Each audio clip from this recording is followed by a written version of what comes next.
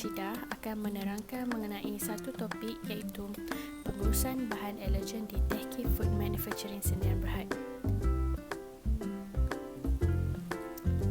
Penerangan saya ini akan terbahagi kepada beberapa topik ringkas iaitu yang pertama, objektif, yang kedua, pengenalan kepada bahan allergen, yang ketiga, bahan allergen di Tehki Food Manufacturing Sdn Bhd, yang keempat, lokasi penyimpanan bahan allergen, yang kelima, pengurusan bahan allergen, dan yang terakhir sekali, kesan bahan allergen kepada manusia.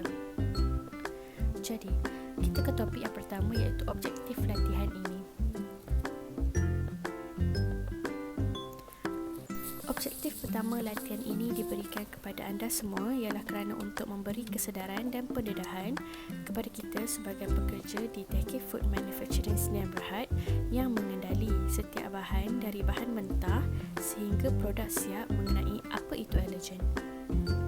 Objektif yang kedua ialah kerana untuk memberi pengetahuan dan juga bimbingan mengenai cara yang betul dalam penyimpanan dan pengurusan bahan allergen. Jadi, apakah sebenarnya bahan allergen? Allergen ialah satu bahan yang boleh menyebabkan alergi kepada sesetengah manusia.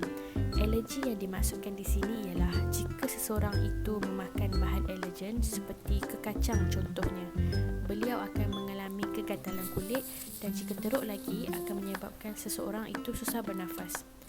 Antara contoh bahan allergen ialah susu, kekacang dan juga soya. Jadi, apakah bahan allergen yang terdapat di kilang kita?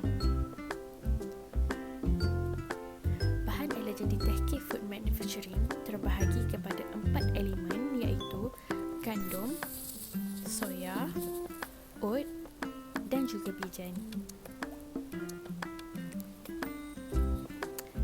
Jadi, yang pertama iaitu gandum. Gandum merupakan bahan utama dalam pemprosesan mi di kilang ini iaitu menggunakan tepung gandum. Ianya termasuk juga dengan tepung organik dan juga tepung bukan organik. Gluten juga terdapat dalam elemen gandum.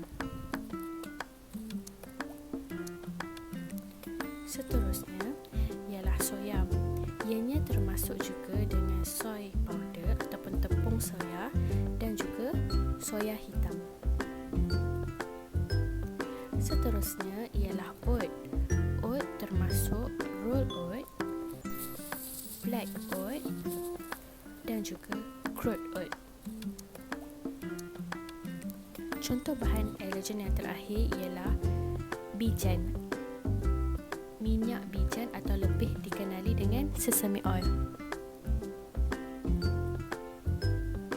Jadi, di manakah lokasi bahan allergen ini disimpan?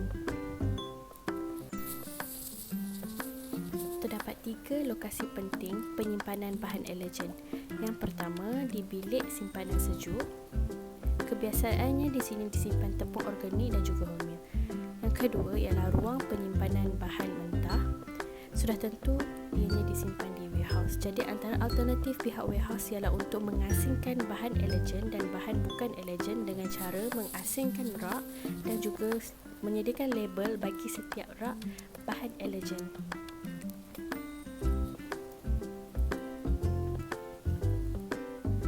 Lokasi terakhir penyimpanan bahan allergen ialah di ruang penyimpanan tepung gandum. Lazimnya di sini disimpan tepung bukan organik. Jadi, bagaimanakah pengurusan bahan allergen yang betul? Antara pihak yang memainkan peranan besar untuk mengendali bahan allergen ialah pihak warehouse. Pertama sekali, semasa penerimaan bahan allergen, asingkan bahan allergen dan juga bahan bukan allergen. Seterusnya, periksa setiap pembungkusan bahan allergen tersebut, pastikan dalam keadaan baik. Juga periksa kualiti bahan yang diterima. Seterusnya, rekod maklumat bahan allergen di borang penerimaan bahan mentah dan langkah terakhir ialah letakkan bahan allergen di lokasi yang telah ditetapkan seperti dibincangkan sebentar tadi. Jadi, apakah kesan bahan allergen ini kepada setengah manusia? Kesan bahan allergen ini terbahagi kepada 3 iaitu sistem pencernaan, kulit dan juga sistem pernafasan. Yang pertama, sistem pencernaan. Individu yang alah kepada bahan alergen akan mengalami ciri-birik yang teruk. Yang kedua, sesetengah manusia yang alah kepada bahan alergen akan mengalami kegatalan kulit dan menyebabkan kulit menjadi merah. Yang terakhir sekali, sistem pernafasan. Sistem pernafasan akan terganggu di mana kesukaran untuk bernafas. Yang lebih teruk lagi akan menyebabkan kematian kepada manusia. Jadi, apakah cara ataupun inisiatif untuk mengatasi alah alergen ini kepada setengah manusia? Sebagai langkah, cara ataupun inisiatif, pihak Tahqiq Food Manufacturing ada memberi kesedaran mengenai bahan alergen yang terkandung iaitu melalui pembungkusan. Sebagai manusia yang berhemah, penting untuk diingatkan untuk sentiasa menyemak, membaca dan meneliti label pada produk sebelum membeli.